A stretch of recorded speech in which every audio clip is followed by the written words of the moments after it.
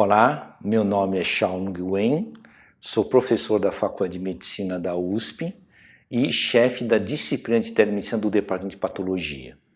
Estou hoje para conversar com vocês sobre um tema muito importante que muitas vezes não é muito bem compreendido, que é o uso de tecnologia para melhorar a educação e a formação dos estudantes.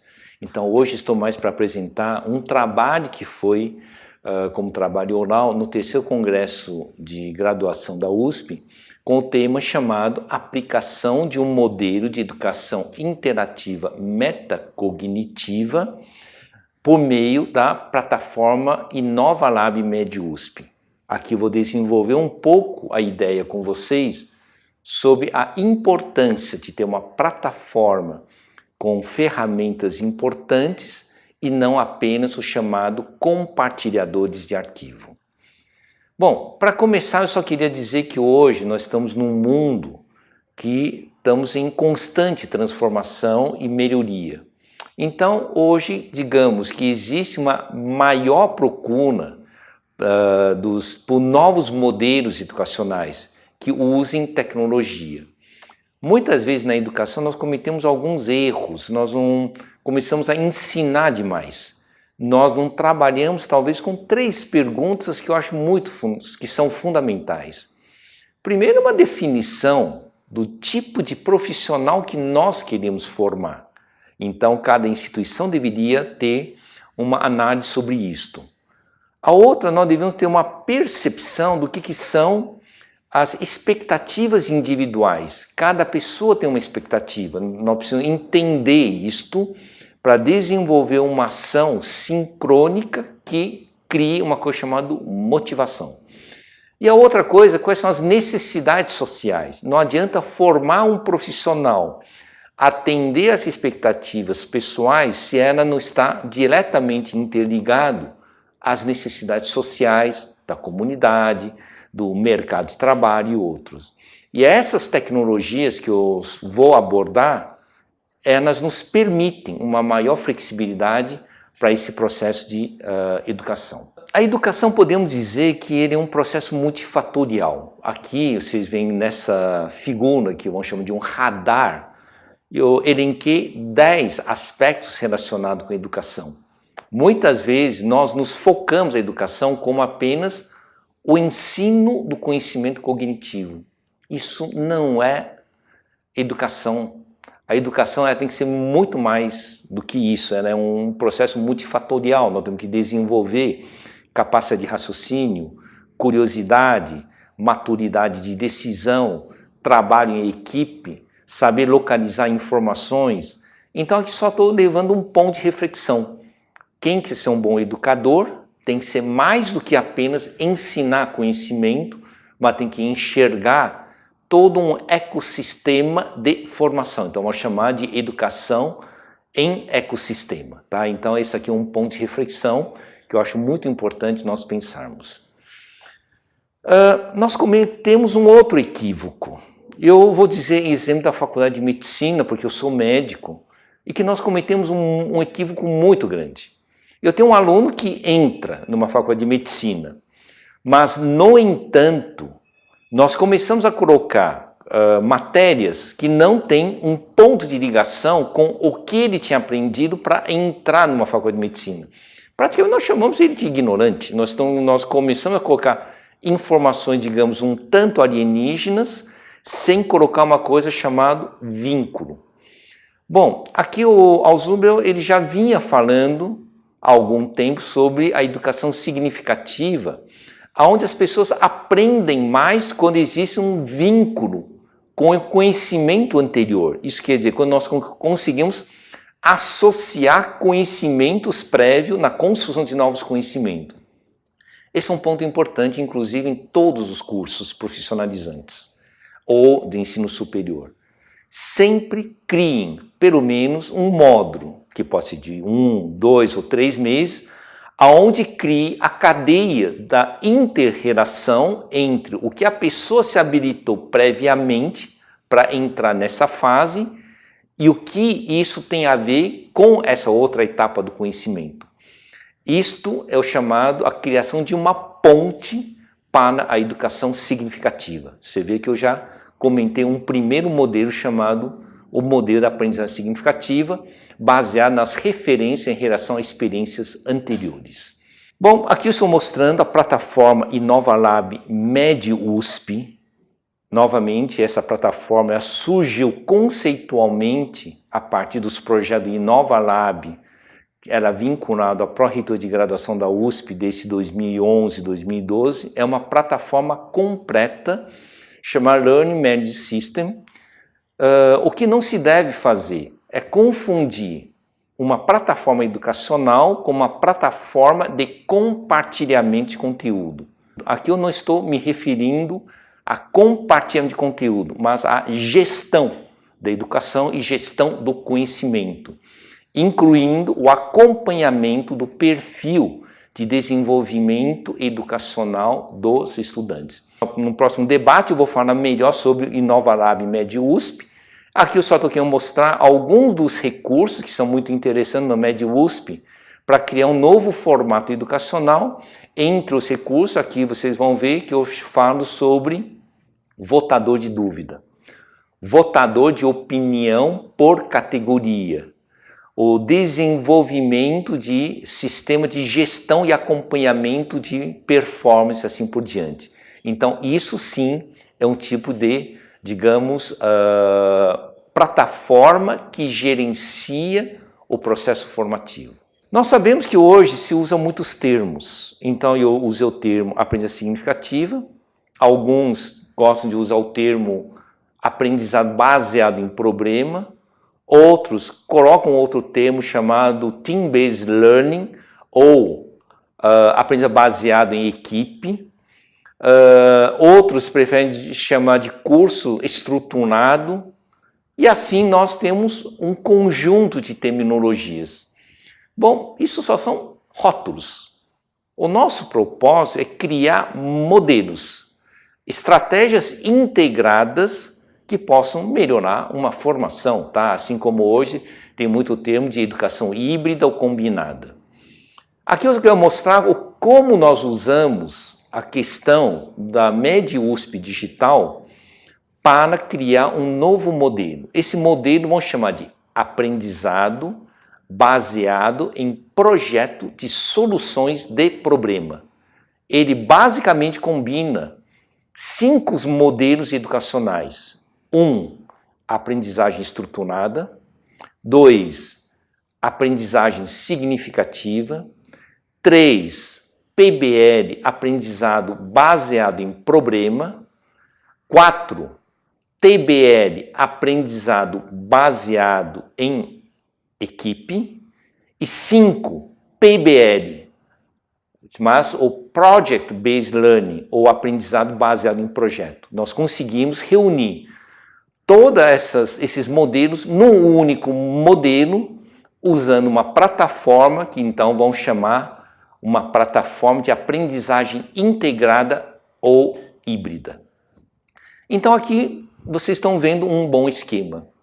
Esse esquema ele foi feito para um curso de 8 semanas de duração, equivalente a 8 créditos ou 120 horas. Ele foi estruturado combinando diversos recursos. Por exemplo, vocês vão ver que numa primeira faixa nós tivemos a familiarização com a parte tecnológica. Depois o que nós fizemos? Pegamos o conteúdo programático e dividimos em 4 partes. 25, 25, 25 e 25. Os alunos foram divididos em 4 grupos. Cada um era responsável, durante 2 semanas, a dominar o conhecimento cognitivo daquele bloco.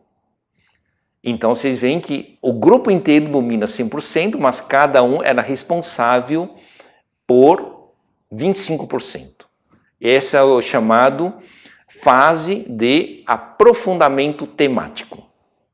Durante esse trabalho, nós criamos o conceito da localização e a identificação dos conhecimentos mais significativos de cada um dos eixos. Para isso, em cada grupo, foram eleitos um relator, um revisor e um debatedor. Ao fim de 2 semanas, eles tinham que ter criado uma coisa chamada pôster eletrônico que teria os 20% das informações mais relevantes daquele grupo temático. Então, isso que nós chamamos de o conhecimento vertical com a identificação significativa. Mas existia uma condição. Dentro desse pôster teria que ter no mínimo 15% de conhecimento a mais que não estivesse previamente na plataforma. Então nós começamos a estimular a pesquisa e a maturidade de seleção. Passado essa fase, nós temos uma outra fase, chamada de aprendizagem horizontal significativa. Cada grupo se torna professores dos outros grupos no aprendizado significativo. Então, cada conjunto de pessoas, alunos, tem um aprofundamento num eixo vertical e o aprendizado das coisas mais significativas dos outros grupos. Então, nós fizemos um mixing. Por que esse mixing? Porque nós queríamos ter tempo para que as pessoas pudessem repetir. Pela ideia do chamado a curva do esquecimento, quando uma pessoa é exposta uma única vez a uma informação, a chance de esquecer é grande. Mas quando eu consigo repetir 3 a 4 vezes, a chance de esquecimento é menor. Portanto, o que nós fizemos de técnica? Que é a identificação das coisas mais importantes e o chamado aprendizado ensinando. Então, é o chamado o processo de aprendizagem significativa. Mas qual é o outro segredo? Quem entende do conhecimento ou de um assunto formula boas perguntas, formula boas dúvidas, desenvolve habilidades investigativas. Nesse caso, durante a fase do chamado aprendizagem significativa, cada grupo tinha que desenvolver as boas perguntas e problemas. Então, o significativo gera a identificação de problemas e eles votam entre eles.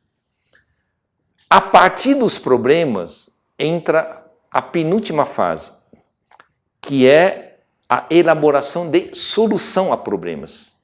Então, virou um projeto de soluções a problemas. É por isso que eu usei o termo Project Based Learning.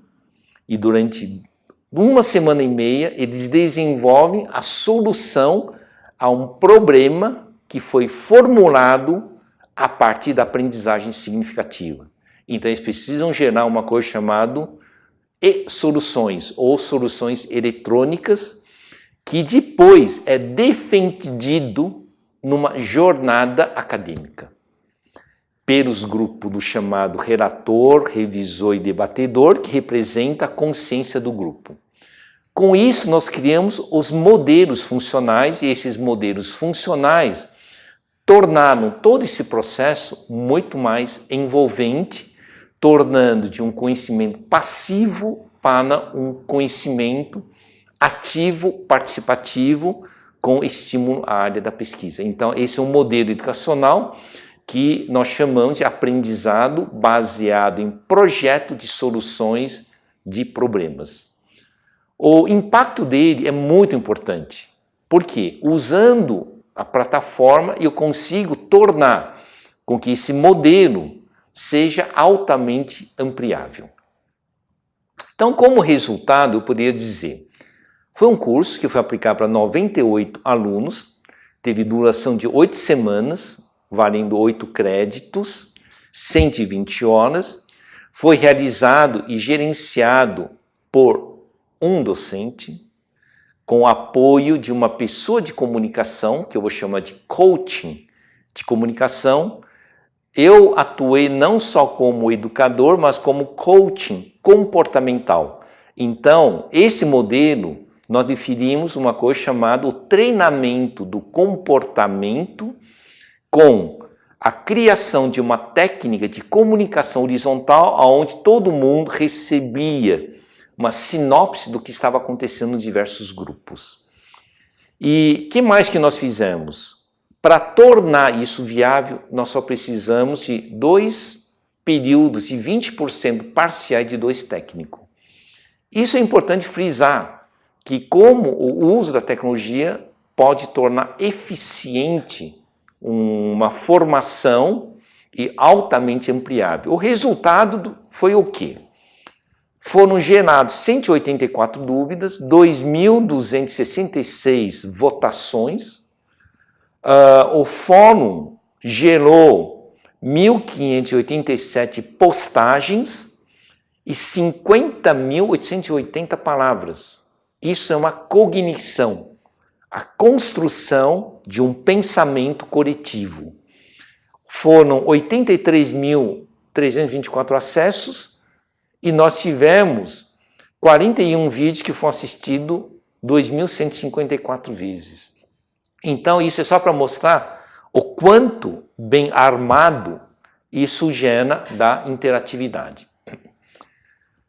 Aqui vocês estão vendo basicamente o que eu quis dizer, eu chamo coaching de comunicação, aonde nós temos semanalmente 1 ou 2 estudantes que se voluntariaram para ser chamados editores-chaves, para identificar os assuntos que estavam ocorrendo em cada grupo que era mais interessante de ser compartilhado por e-mail. Então foi criada uma coisa chamada noticiário síntese. Esse noticiário síntese, então, ele não só tinha informações do grupo, como informações externas importantes, tá?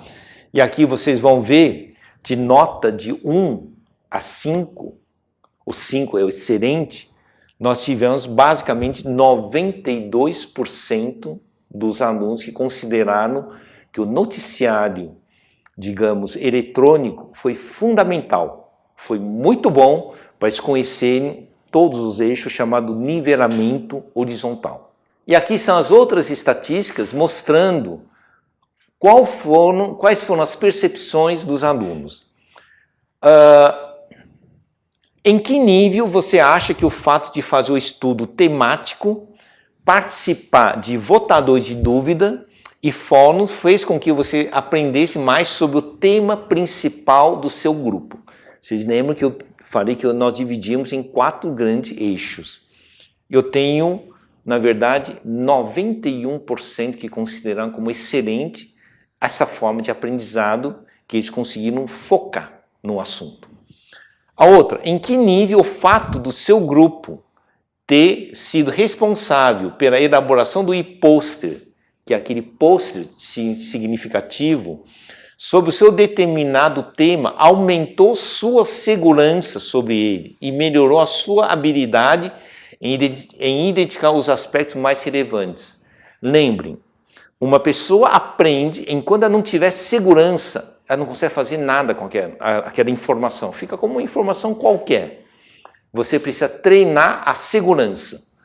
Nesse caso, nós novamente tivemos 95% de pessoas que se sentiram mais seguros, porque eles reforçaram, porque tiveram que desenvolver um e-poster, tiveram que pesquisar, se sentiram mais dominando o assunto.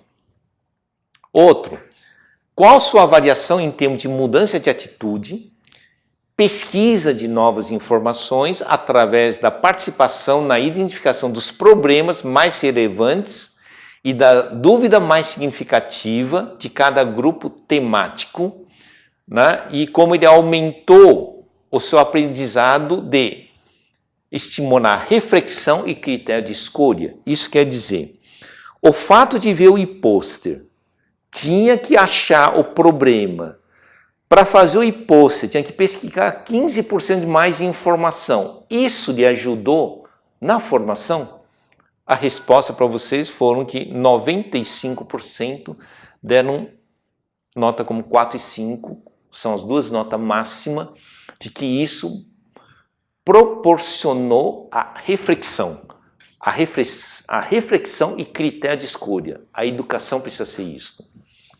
Um outro, como você avalia a importância das web reuniões em fins de cada fase como forma de orientar e formar e tornar mais claras e objetivas as metas? Vocês veem que eu comentei da divisão em cada fase.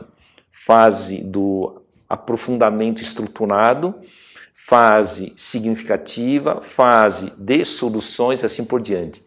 Antes da mudança de cada fase, nós criamos uma coisa chamada webconferência de sincronização de objetivos. E então a pergunta foi: a realização de atividades online para sincronizar ajuda? Resposta para vocês. Então nós tivemos, nesse caso, 95% que consideram que as interações periódicas, em termos de sincronia de metas, são fundamentais. Esse já é de nota até 10, não de 1 a 5. E aqui, qual nota você daria para a atividade do simpósio ou jornada de fechamento, como atividade de revisão geral dos conteúdos mais importantes? Como eu disse, na jornada ou no simpósio, tinham que gerar soluções para resolver problema. Só que para resolver problema tem que ter um contexto, tem que ter um conhecimento prévio. O que isso gerou para vocês, a pergunta aos estudantes, sobre a revisão da coisa mais significativa? 89% deram nota 9 a 10. Aqui vocês veem que eu estou desenvolvendo comportamento cognitivo. Aqui, qual nota você daria para a contribuição da dinâmica do curso na sua formação de atitudes? Nesse caso, estou usando como pós-graduandos, mas também poderia ser graduandos ou especialistas, estimulando reflexão, pesquisa, análise e seleção de informação, capacidade de síntese e outros aspectos. Lembre-se, uma boa formação, a pessoa tem que ter habilidade de identificar as coisas melhores, refletir profundamente, tá? E nós tivemos, nesse caso, 80% que deram nota 9 e 10. Lembre-se, estou pegando nota 9 e 10, nunca o 8. O que torna com que isso é muito relevante. A outra, qual nota você daria para esse formato de curso? Tudo bem, nós tivemos uma boa variação, mas nós queremos saber o contexto, o formato do curso, não o curso, a dinâmica.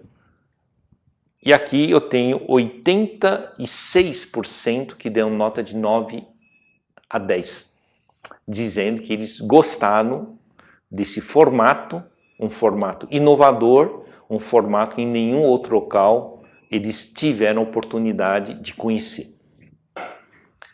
Qual nota você daria para o curso de telemedicina de pós-graduação como um todo? Então, é a aplicação de um modelo num tema chamado curso de pós-graduação. A percepção deles, novamente, foi de 91% entre 9 e 10. O que eu quero dizer é que é o seguinte: a educação consegue ser melhorada utilizando a tecnologia, não há o aumento de custo do que as pessoas imaginam, mas uma técnica boa potencializa a ação do professor. Então, concluindo, vai aqui para vocês. Foi possível conceber, então, um modelo de aprendizagem onde nós integramos 5 modelos outros educacionais, tá? E conseguimos aplicá-lo dentro de uma plataforma cuidadosamente planejada chamado InovaLab. No caso da Faculdade de Medicina da USP, se chama MED-USP. No caso das ações que nós fazemos com outras instituições, esse se chama Plataforma InovaLab EDM, abreviatura de Estação Digital Médica. Então nós temos essa plataforma utilizada para esses propósitos, seja internos ou seja juntamente com outras instituições. E realizando um curso em formato híbrido colaborativo, tá? Para promover o aprendizado baseado em projeto de soluções de problemas. Isto é muito relevante. O curso foi realizado por uma equipe de infraestrutura altamente eficiente e compacto. Como eu disse, um professor pôde gerenciar 98